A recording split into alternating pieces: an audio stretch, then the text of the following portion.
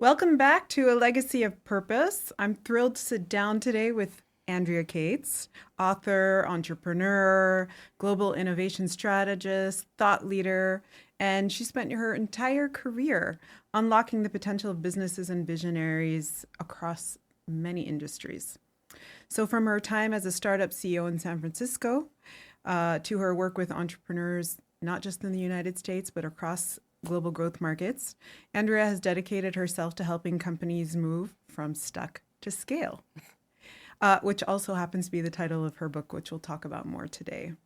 I wanted to just say a little bit about Andrea. So I met Andrea back in 2014, and she slotted me into, I was doing a fellowship, Eisenhower Fellowship. She slotted me into her schedule for 30 minutes. She said, I only have 30 minutes. You're going to need to be quick in typical Silicon Valley style. But that 30 minutes ended up turning into about 3 hours and a great friendship that has spanned many years till today. And so I'm excited to also say that Andrea is accepted to be an entrepreneur in residence here at the Legatum Center for Development and Entrepreneurship, where she has expressed her incredible interest and dedication to global growth markets. So welcome, Andrea, to this podcast. We're happy to have you with us. Great to be here, and I never run out of things to talk about with you, Dina. I know, it's great. So you've inspired me a lot over the years, and I'm hoping that everyone who's listening to this podcast will be equally as inspired. So we obviously do want to get to the book today at some point, but I really want people to get to know you a little bit better as well. And you are a storytelling champion, and you often talk about the importance of a 3-beat story. So let's start on beat 1, your beginnings. Your work has spanned so many sectors across finance, healthcare. You're now heavily into AI. You were a startup CEO in San Francisco. So help us understand a little bit the beginning of your journey and how you got into the space of entrepreneurship and innovation. And how did your journey lead you up to this book, From Stuck to Scale? I love 3-beat stories, as you know. We know. So, yeah, I'm going to do the first beat because people can only really understand information and learn about what's really important to extract from 3 beats, 4 at the most. So the first beat of my story was really understanding the opportunities within healthcare when I worked a long time ago at the Texas Medical Center. A couple years ago. First beat was Texas Medical Center. And then what was happening at the time was a lot of revolutions in business. So one of them was thought leadership, like the TED conference was happening, and, sort of a way of people thinking of ideas as some sort of currency. At the same time, I was really lucky to work on healthcare, which was going through a lot of radical change. There were changes in the payment system in the United States. That also led me to opportunities in pharma because it turned out that pharma was going through a lot of business model change. So this whole first beat of the story was understanding the commonalities between revolutions that happened that hit us by surprise in one industry, like healthcare, and then suddenly around me was also energy. So I had a chance to work with Royal Dutch Shell and then Enron, and understanding the idea of different business models and what happens when decentralized leadership and structures occur. So I got into telecom. Yeah. So it was really interesting. Like there was Williams that became Wiltel, that became WorldCom, that became MCI. Then it was like energy that became deregulated, and you start saying, oh, deregulation, common theme. And that also then led me into, from telecom to automotive, where I worked with General Motors and Ford. So I started understanding something that I hadn't been taught in business school, because I do have an MBA, which is that the truth is, and this was in my first book, Find Your Next, that the truth is that the ability for us to find what's next is really hard. Really hard. And it also doesn't just come from today's customers. So that's the first beat of the story. Do you want the second beat, or should we wait? I'd love to go into the second beat, but I want to go a level deeper, right? Because oftentimes people are obsessed with entrepreneurs and the sexiness of what comes with being a very successful entrepreneur. You're a little different because I feel like you're not obsessed with the entrepreneur, you're obsessed with the belly of the organizations that the entrepreneur represents. And that's very different. What was it that got you into that? Like what was that moment where you said, you know what matters to me is what happens within a company and what a company can do if they just kind of shift their mindset just a little bit. So it's so interesting to think deeply. I really haven't reflected on this, so I'm saying this for the first time. When I think about it, every company has structural similarities to the individuals in that company, right? I mean, it's about people serving people.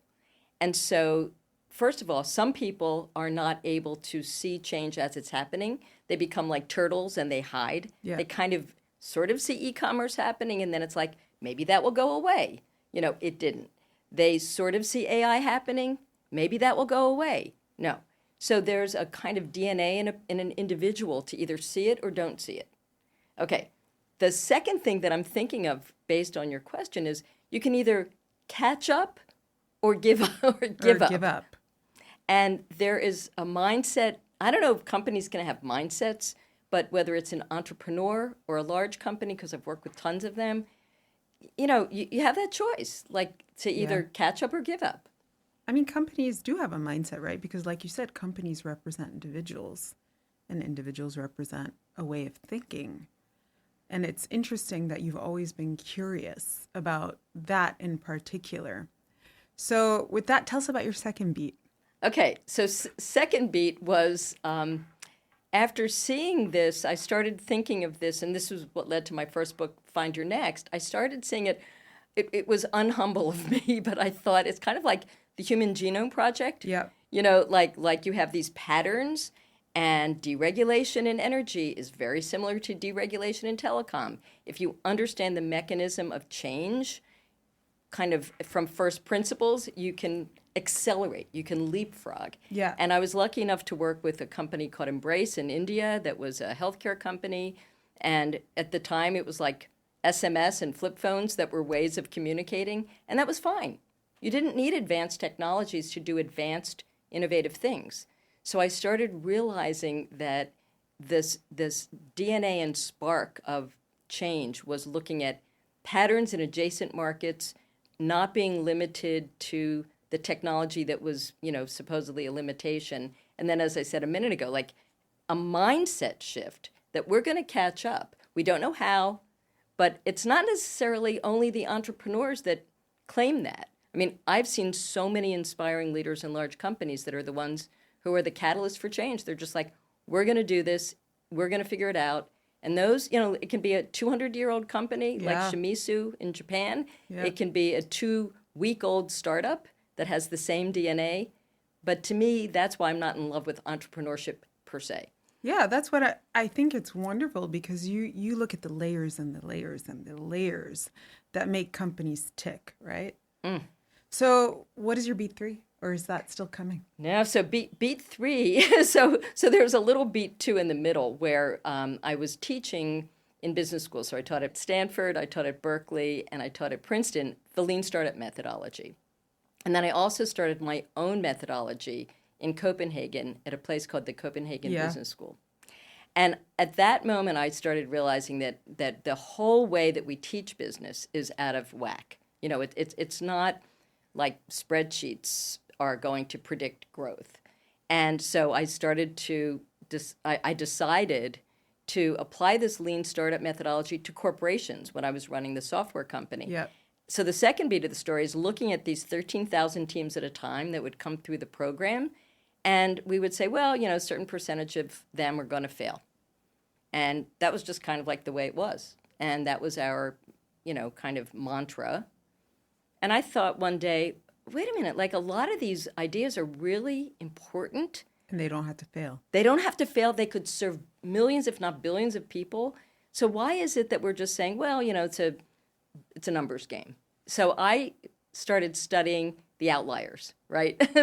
Which was typical of me, right? Again, like, the curiosity. The curiosity. And also, I don't necessarily take conventional wisdom as the final word. Yeah. So my observation was, we've got to figure out a way to do something better than telling, an innovation initiative within a large company, you might fail. Or we used to say fail fast or learn fast. No. How about fixing it? How about figuring out, instead of saying you need to pivot, which is kind of like a punishment? People who are subject matter experts don't know how to pivot. They know what they know. They know polymer chemistry. They don't know how to pivot from that.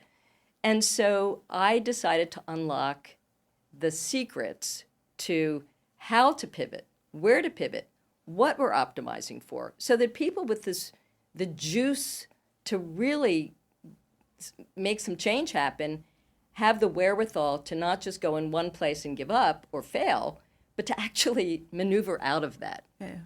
I've read both your books now. I spent the past 4 days reading this wonderful book. And I think for me, if I'm going to summarize what you do, is that you use your methodology to allow new learning to emerge. And in a way, that's like what we teach our fellows around adaptive leadership. We don't know the answer to everything. And that's when we really need to see new leadership arise. But leadership also requires new learning. And I think at the core of what you are bringing through your books is, how do we allow teams to engage in new learning so that they can evolve? And I think that's really, really beautiful. So, and we're going to delve deeper in the book. But my next question is, I think you and I are both entrepreneurs. And if you've been an entrepreneur, you've definitely not just engaged in successes, but you've had your fair share of failures and learnings. If you're to think back on your life, what is the moment where you felt really, really stuck? And how did you navigate your way out of being stuck? Wait, this is deep.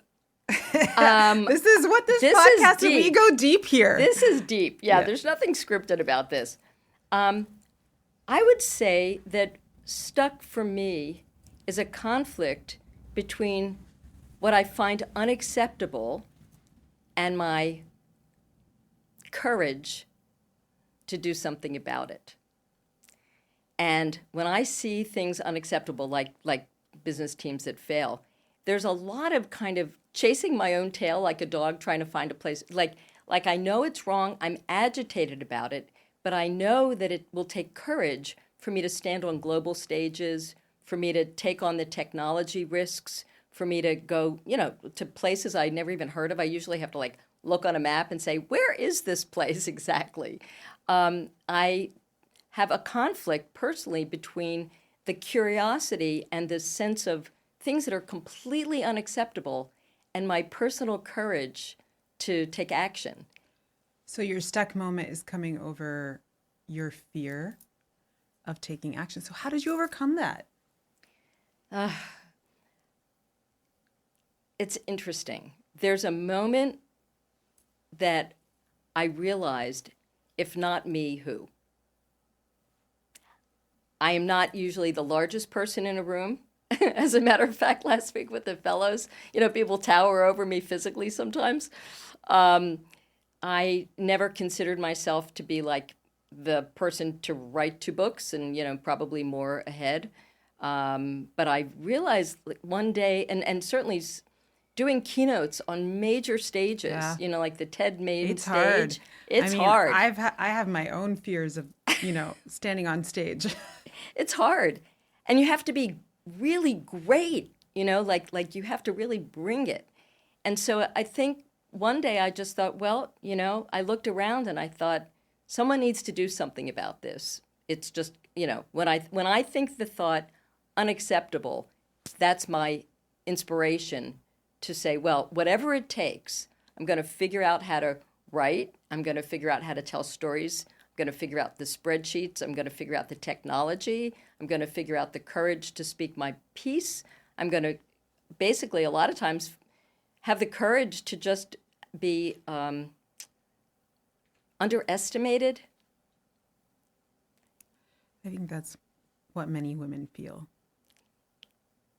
So let's just go a little layer deeper. We're going to go there. We're going to okay. go a little layer deeper here because this is going to be important for many people listening to this podcast. Yeah.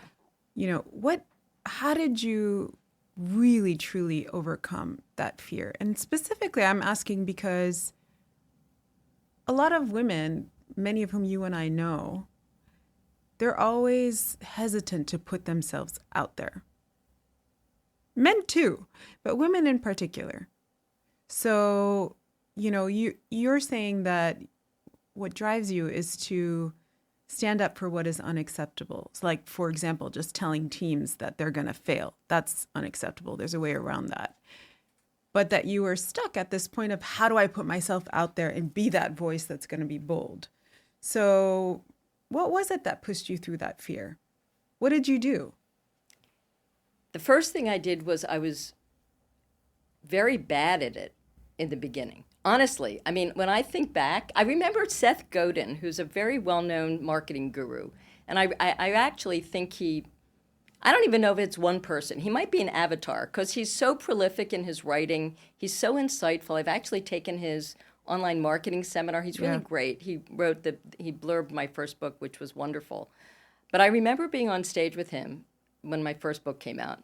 And I thought, this guy charges $100,000 for an hour. Like, how good could he be? Come on. And then I realized he was really good. He was really good. He was really good. And although I thought that I was, good at it, I realized that I was missing preparation I didn't even understand I was missing. So it's that thing you said earlier, I didn't even know what I didn't know. The nice thing was I had the courage to be kind of bad and do it anyway. Not easy to go on stage after Seth Godin, by the way. But then I took note and I said, I am now going to do the work to be more like that. And I started on the journey. And, it wasn't easy. It's kind of learning, like you were saying. And preparation matters. So much preparation. And I've seen you, because I know that before you speak, you put so much effort into preparing. And that allowed you to kind of move beyond that fear. Okay, interestingly, my first agent for my first book, this is like a little aside, but my first agent for my first book kind of, since I won't tell you who it is, but anyway, they sort of left me on the altar in the middle of my book tour because they got the Lady Gaga perfume. Oh, yeah. Oh, yeah. So, Well, How do you compete with Lady Gaga? I thought that I was up there too, but, definitely wasn't. But what was interesting was they told me a story about her. They said that she does like a set, and then she, like in her early days, A, she writes handwritten thank you notes. B, she shows up and does a show and then does the after hours show. The amount of preparation that is done behind the scenes by people who look like they're just naturally talented is amazing. And so I just decided about 10 years ago to work my tail off and to be really prepared. Everybody says, oh, you're so spontaneous on stage. For every hour, it takes me 50 to be, quote, spontaneous. Right. Got it. All right. So this is a question for Donovan because, he's our in-house storyteller. And, we know that you have taken on also a role of storyteller, and you often talk about the importance of storytelling specifically within business. And I think a crucial part of being able to articulate your story is really understanding the why behind what you're doing. So where does your love for storytelling come from? I'm going to start to cry. It's okay. People have cried on this podcast before. So my father, whose name was Phil, he died, was a psychiatrist. And wait for it. When he retired, he became a stand-up comic. I think you told me this before. So what's interesting was, I said, Dad, where'd you get the material from? How did this happen? He said, well, you have to be able to take the essence of a story and work on its timing and think of the audience and break it down into these beats. So comedy has beats to it. And also, you have to read the room. And so it feels like you're repeating the same, why did the chicken cross the road to get to the other side? You tell it with nuance depending on how you read the room. And I honestly, the other day when I was in, where was I? Sao Paulo with you? Sao Paulo. Yeah. And we were just in Sao we Paulo. were just in Sao Paulo, if we may be that person.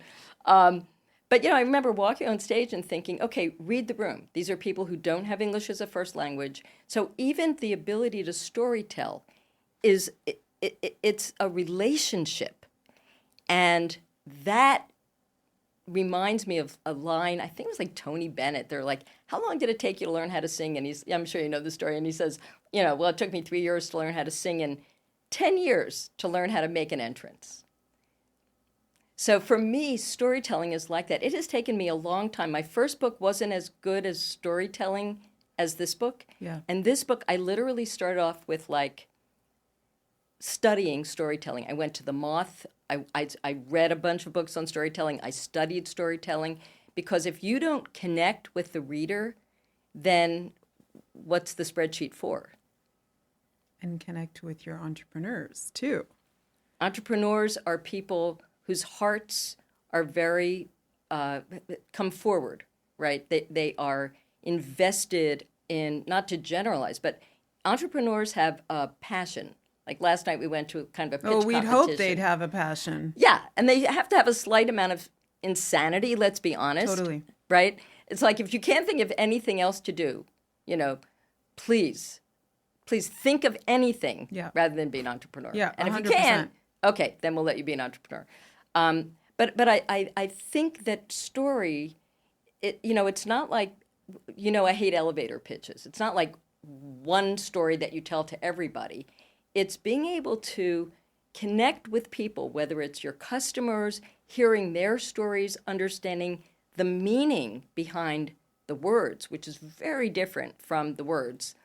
And the other day we were with a client, as you know, big company, and they were saying, when customers and salespeople talk, that's very different from when entrepreneurs and customers talk. You have to listen for the unmet need. And all of those are ways that people reveal themselves through their words. And that, to me, is the essence of story. Yeah, and connection. And connection. Yeah, I love it. So let's get into your book.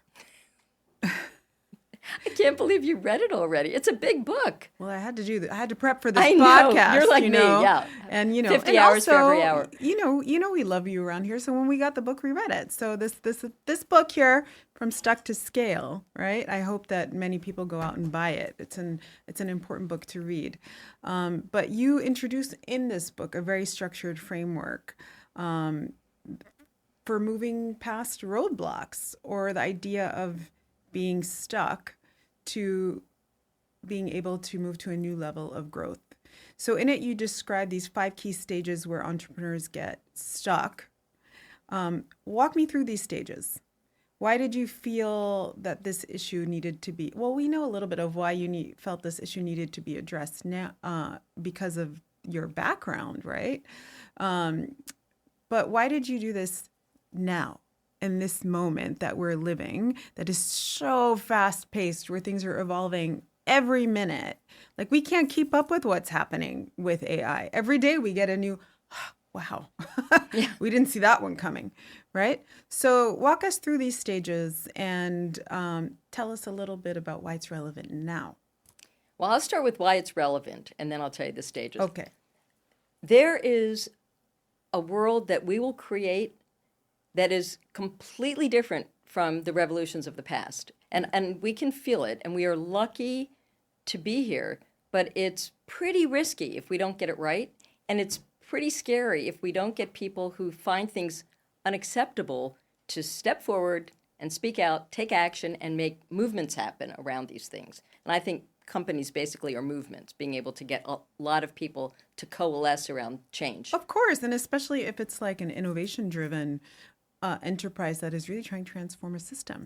100%. And as you know, in growth economies, it's not just, and I'm quoting you, Dina, but it's not just unicorns. It's not just, let's just read the room and they're all VCs and they're all going to have an investment mindset. There are many mindsets that need to be served by this. So first of all, the why is we're on the cusp of this revolution where the people who have had all the answers, as I call it conventional wisdom, have no answers. So good luck with that world, right? I was Just judging. they actually realize that. Well, they're starting to, right? Yeah. And I was judging a sort of pitch competition with a group that was global, and I ended up picking a 15-year-old. I didn't even know how old they were, or anything about them. I picked the concept as the winner, my choice, because it was a fabulous idea, and it was a 15-year-old. So it's a world where anyone has access to the same tools. It's very transparent. So the why is, now more than ever, and I'm very pro-technology, as you know, we need to figure out ways to harness this technology and turn it into ways to serve people, period. Okay.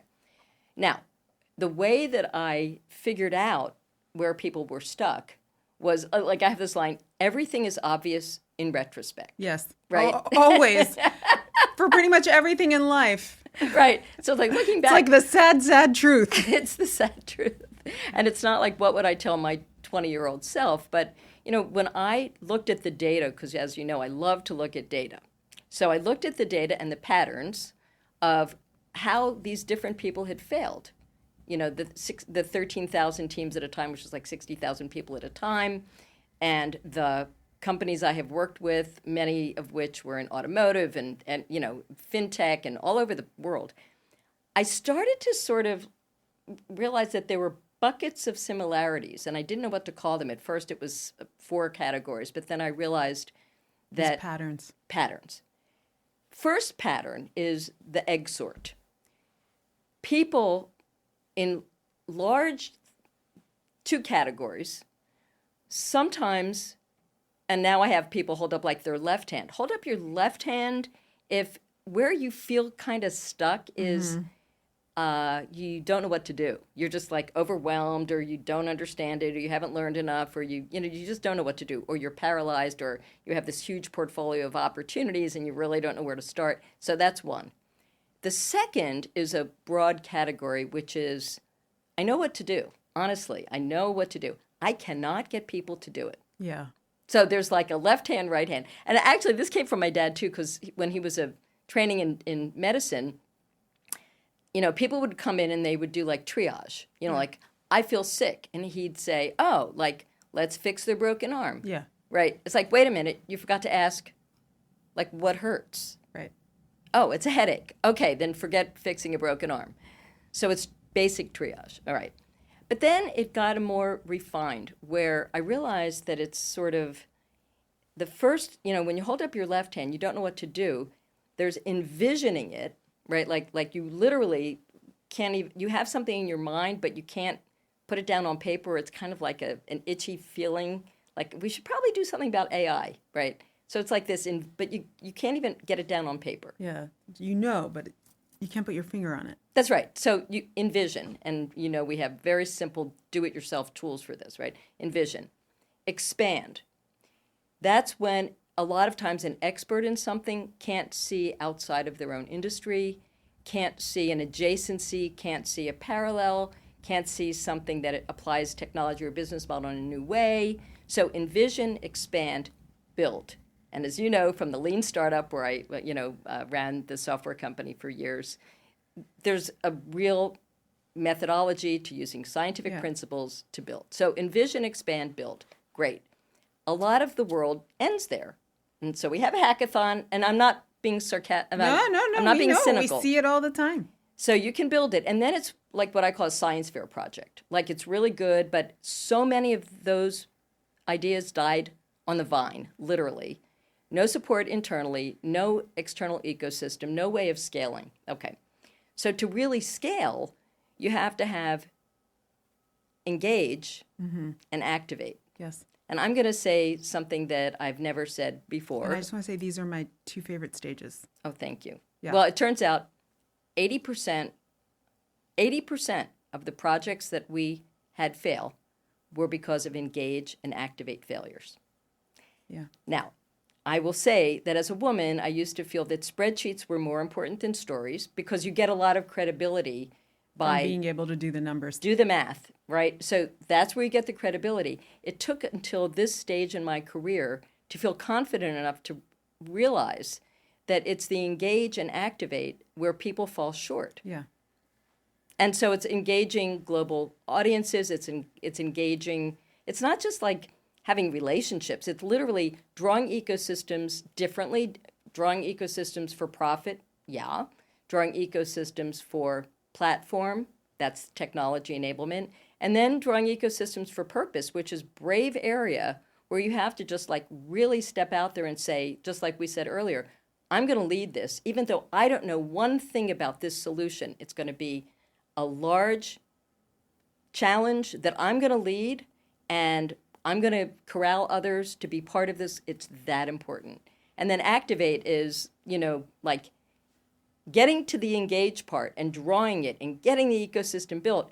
That still doesn't mean that you've gotten people's hearts into it. And so many times, people nod their heads and they don't do anything. Yep. So activate is literally the most important thing. How do you get someone to make your priority their priority? Yep. So it's envision, expand, build, engage, activate. I love it. Like I said, last two, my two favorite. Professor Hugh O'Doherty, who is a professor of leadership at Harvard and works very closely with us on the leadership work we do with our Foundry Fellows, he often says that, if you really want to create change and if you really want to see new learning, you have to find a way to bring people along with you. And the only way to do that is to connect. And connection requires more from the heart, less from the mind. Right? Well, you have to be very secure to say that because business is taught in a very rational way. Yeah. No, we don't teach how to connect with people at business school. That's not what's taught. We do here at the center, for sure. And that's what I think, is a part of what makes us special. But if you really want to create change and you're not bringing people along with you, change is not going to happen. It's interesting because I don't know how one would teach it. I know how we teach it here at the center now.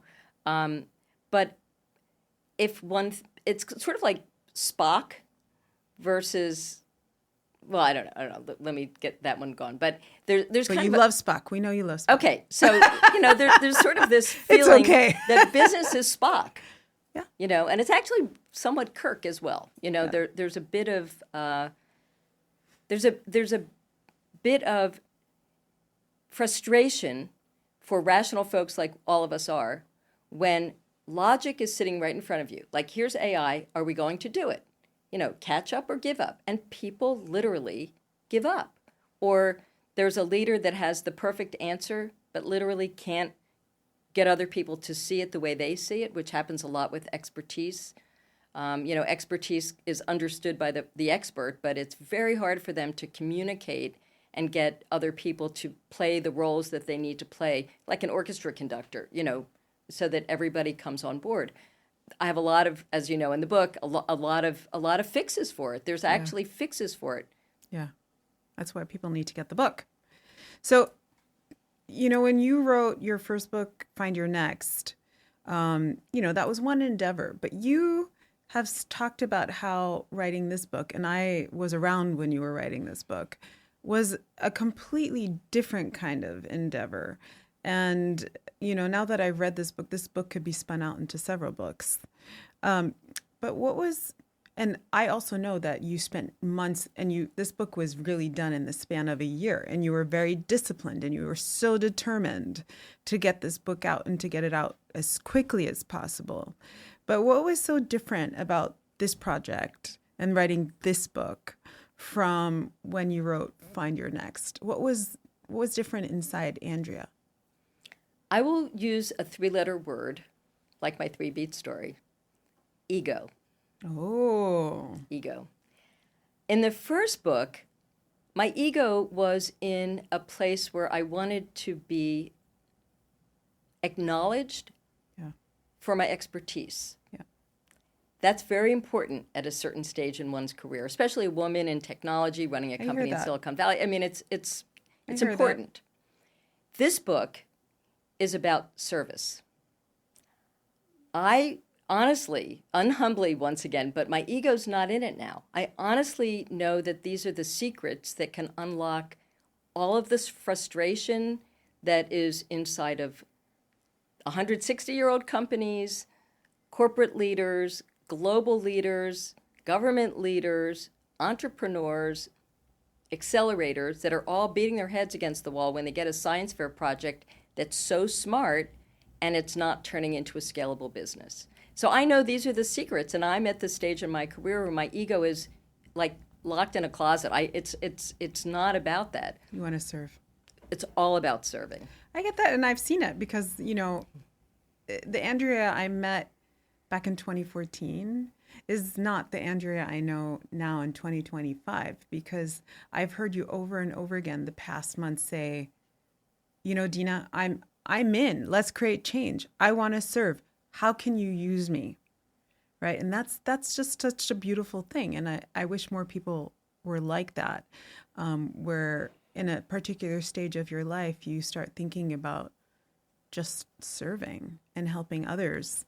And that's a wonderful thing. And I think it gives me a beautiful transition to ask you the next question, which is, and this also happens at MIT too, right? Many people still believe that innovation happens only in Silicon Valley or in this wonderful ecosystem in Kendall Square that we have, or a little bit in Austin, Texas. But nobody thinks, innovation Nigeria, or innovation Brazil, or innovation my country, Egypt.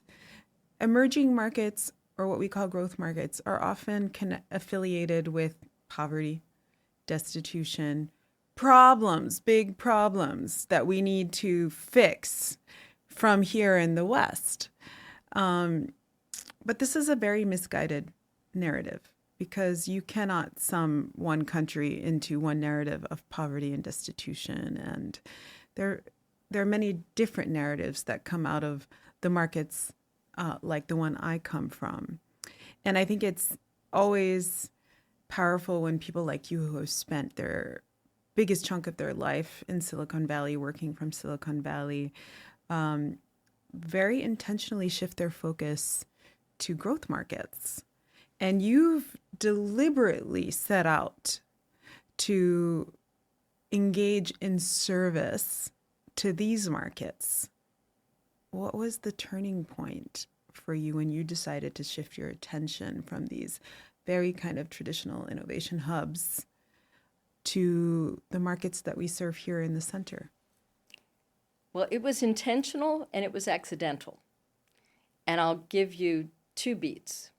First beat, there's a scene that I will never forget when I was in India working with this company that, had low birth weight babies being saved by a very inexpensive, frugal innovation. And,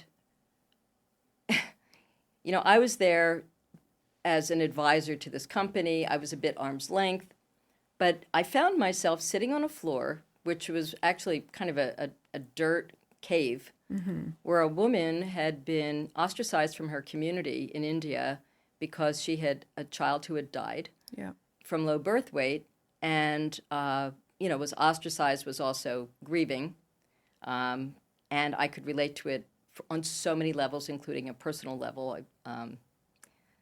And I realized that the ability to change lives doesn't just come from like large corporations. It's like this particular frugal innovation had the opportunity to save so many lives and touch so many people. But it was in parentheses at the time. I was busy doing other things. It was a parenthetical experience within a larger context of being a mentor to an entrepreneur who came out of Stanford. Okay. But that experience hit me deeply.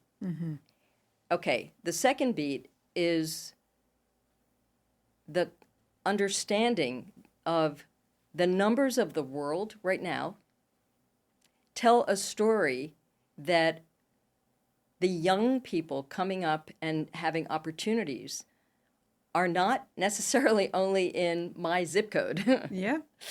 And even though I live in Oakland, which is an interesting area, and you start to see the importance of leadership and the importance of innovation and the importance of investment in community as a core imperative. Yeah. So I would say the second beat is to look at the world. And then, of course, my little minor third beat is my kind of the words to live by for me are take the trip. Yeah. So, Dina calls you on the phone and says, can you come to? Yeah. And I literally take the trip.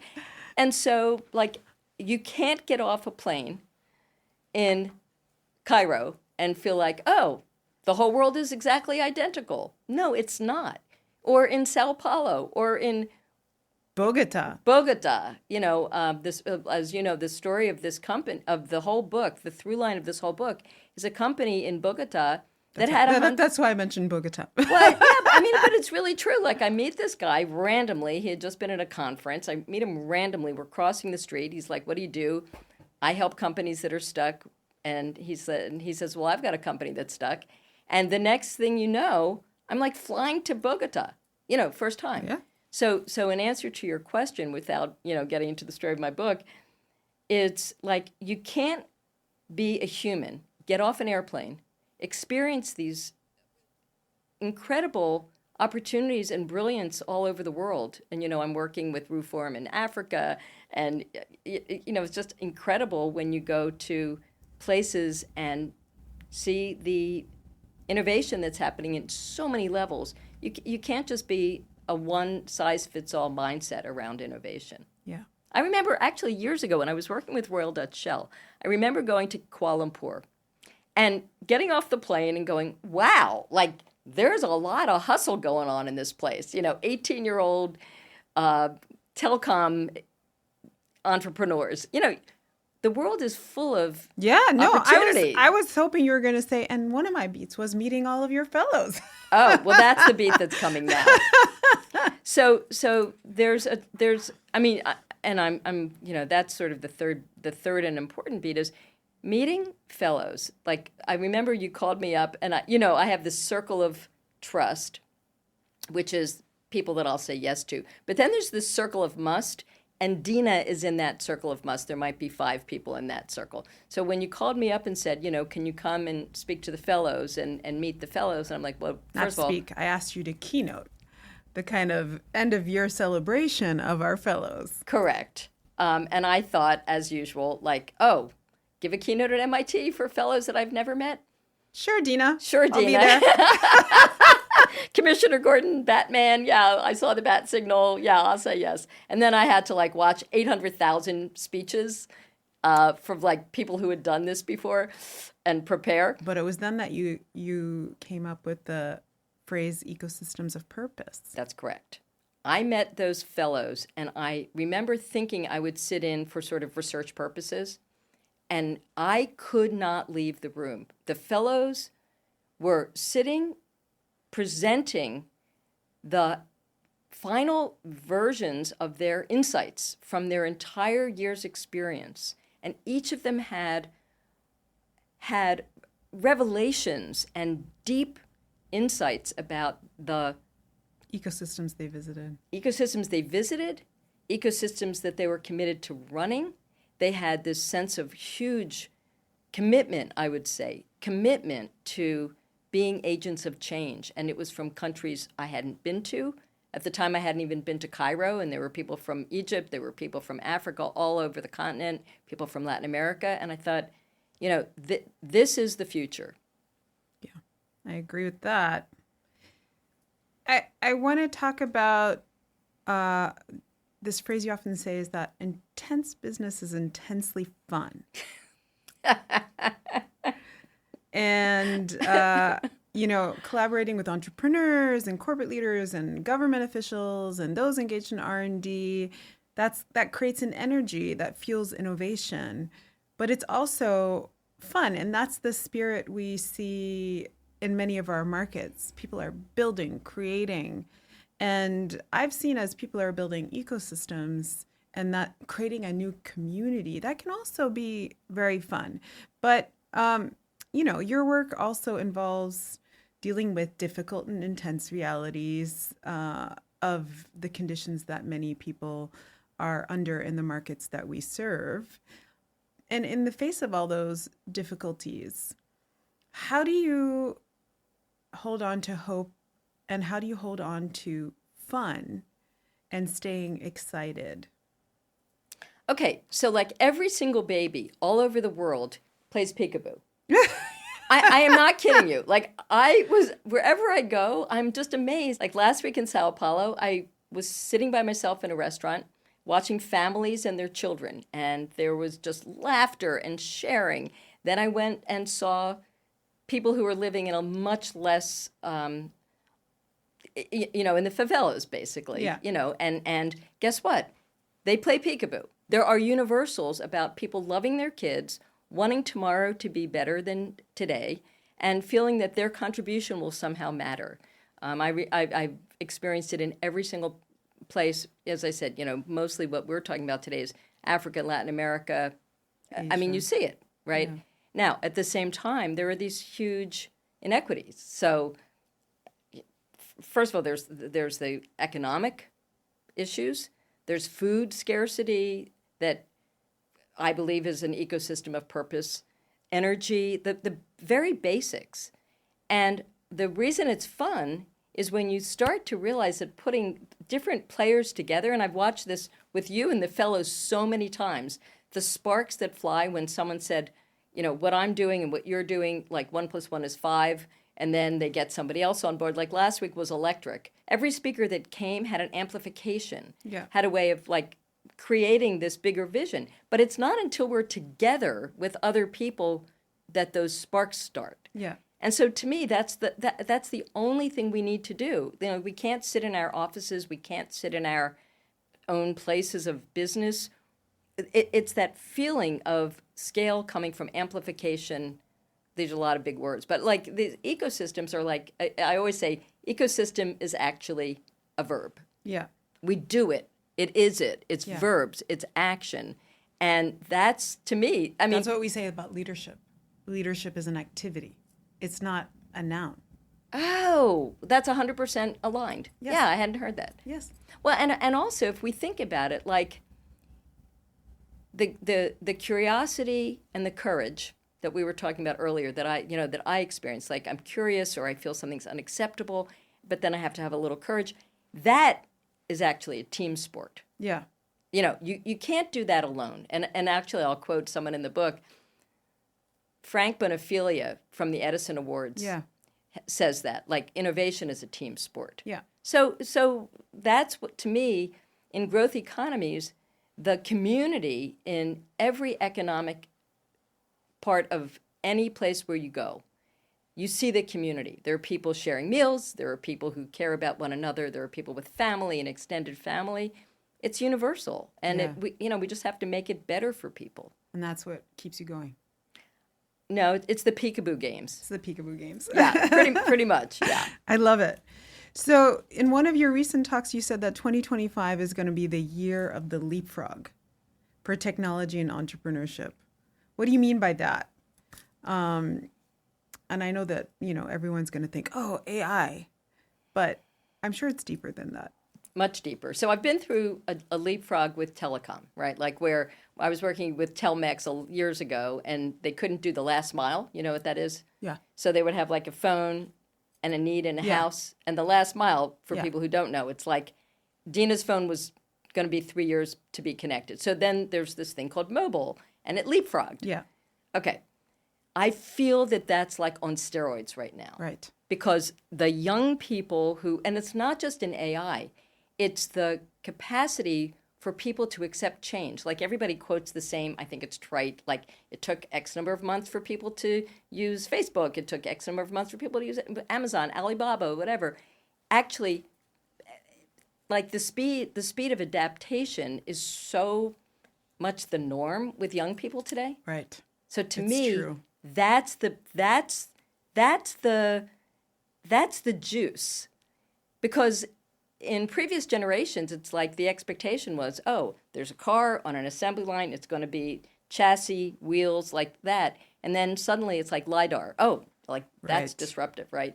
So I just feel it. I feel like the ability for young people all over the world to not be barred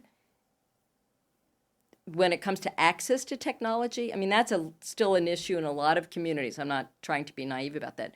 But I think it's leapfrog because access plus comfort with the speed of change means that a lot of people all over the world from surprising places are going to come up with phenomenal new platforms. And every single day I meet people who are kind of in garage equivalents and just coming up with great new ideas. And very likely a lot of it is going to come from growth markets. It's the thing that I think is most important that people miss about growth markets is there is zero complacency. That's right. When there's zero complacency, that is an edge. That is a leg up. Because complacency and comfort can sometimes also be a place that keeps us conservative. And where innovation dies. Well, I did not say that. Okay, but I did. That's okay. They can quote Dina on that one. So we know a little bit about why you're doing this. And we spoke about the need to create movements. So I want to ask you who you're doing this for. Like, who is it that you really want to impact? And what kind of a movement are you trying to build right now? Because I hear a movement coming. The reason that I'm so excited to be entrepreneur in residence here at MIT Us too. And because I believe that and I'm not, once again, it's not my ego that's saying that these tools, but we haven't had the tools to do the leapfrog thing. We had linear tools to do a leapfrog thing. So that, SWOT analysis, that's linear. Spreadsheets, linear. So we haven't had the right tools at the same time that we had these people like your fellows. I mean, these are the leaders for the next generation. I know some of them are already in government positions. That's right. We have one who just became Minister of Economy of Gabon. It's a big deal, right? Yeah. So these literally are the leaders of the next generation. So the right leaders with the right tools at this moment of revolution and leapfrog, to me, the most important thing is to empower them to go back to their communities and lead their own ecosystem. So it's sort of like wildfires. Oh, I shouldn't use that because of what's been going happening on. In California. But it's sort of the ability to ignite other ecosystems and create these flywheels. And once again, what's interesting to me, let's just start with the basics of what's unacceptable. Food scarcity, completely unacceptable. Fixable, yes.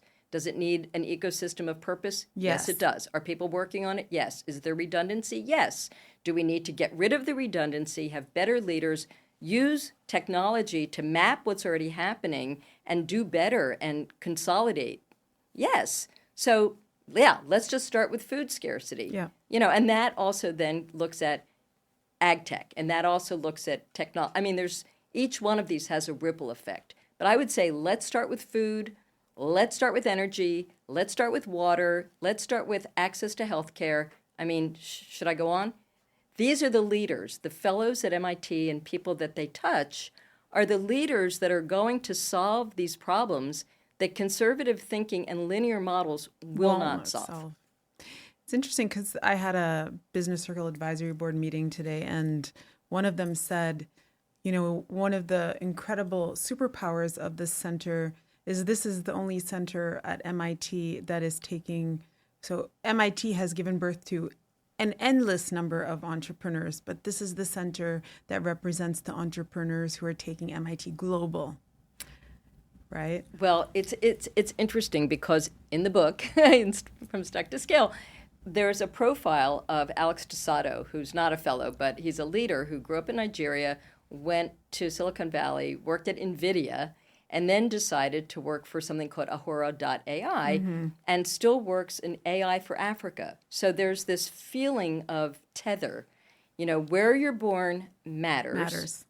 Where you go should also serve where you're born.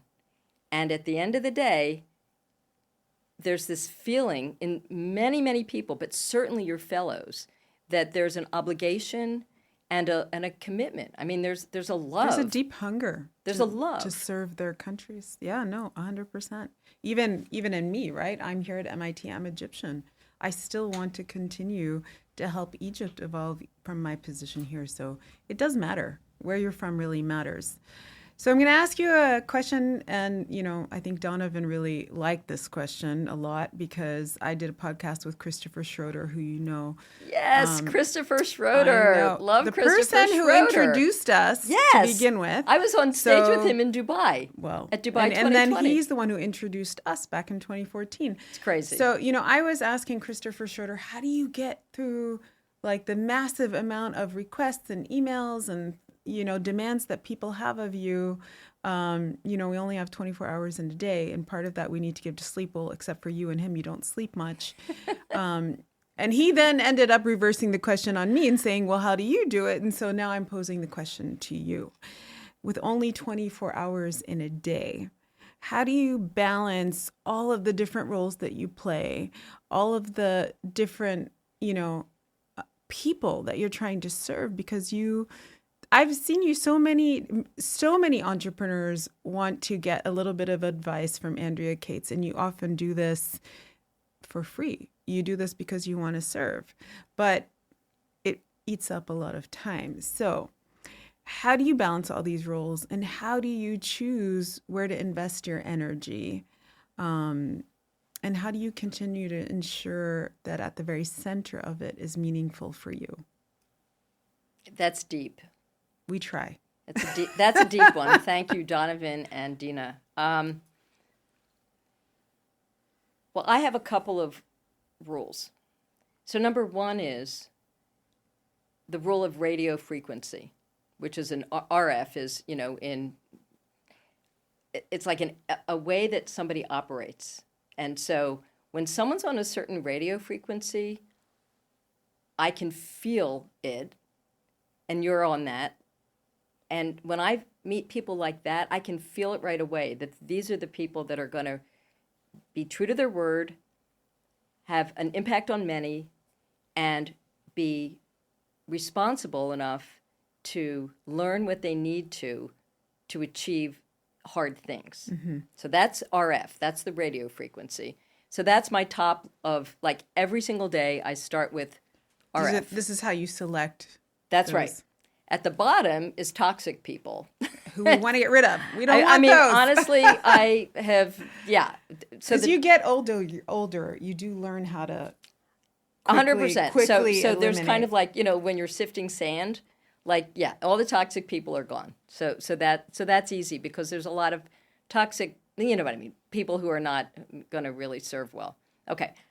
But then I'm about leverage, and I'm about legacy. Yeah. And so the book for me is leverage because it can be many things. It can be books, it can be podcasts, it can be repurposed, many things. It can be a class at MIT. A textbook for every business school now should be based on this approach. Yeah. And it's also, the book ends with what's your story. So it's a recursive theme where my stories and telling of these stories should give birth to other people telling stories in this mode so that there's a collective resource bank for others to learn from. So that's the other thing. And I think the third is what you said earlier. It's fun. I mean, it is so much fun when you meet people who are just into it. Like literally you can feel the fierceness of people. Yeah.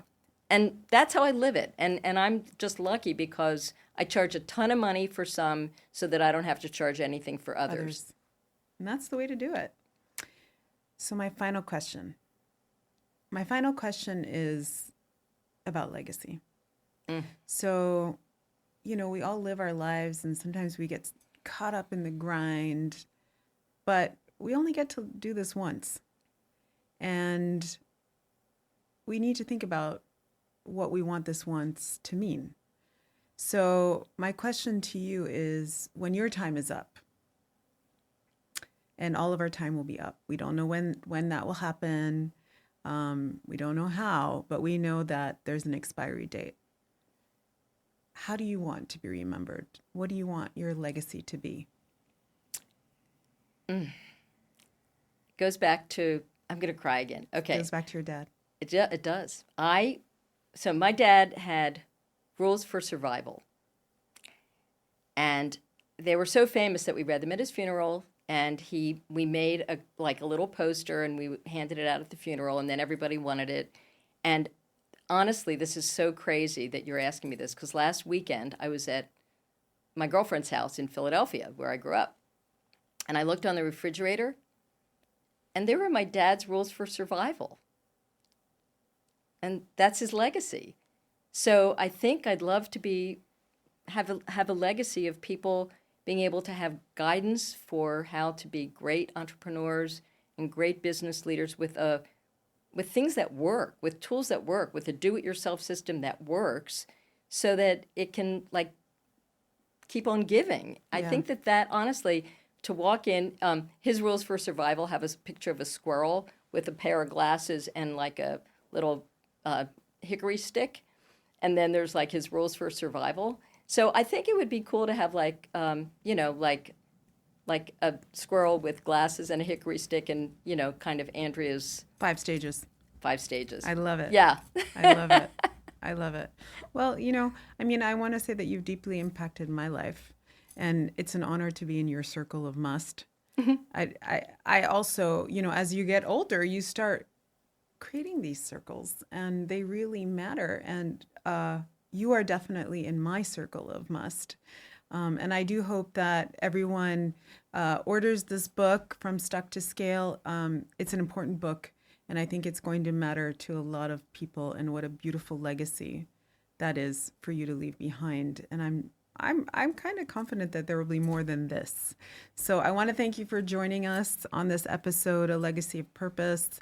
And I do hope that those listening, like I said at the beginning, are equally as inspired by Andrea Kates as I have been over the years. And I want to thank you for listening or watching if you're on YouTube. And I do want to encourage you all to go out and buy that book. And don't hesitate to reach out to Andrea on LinkedIn. She does answer. She will answer. So if you want to vibrate on her level, do reach out. Thank you all for listening.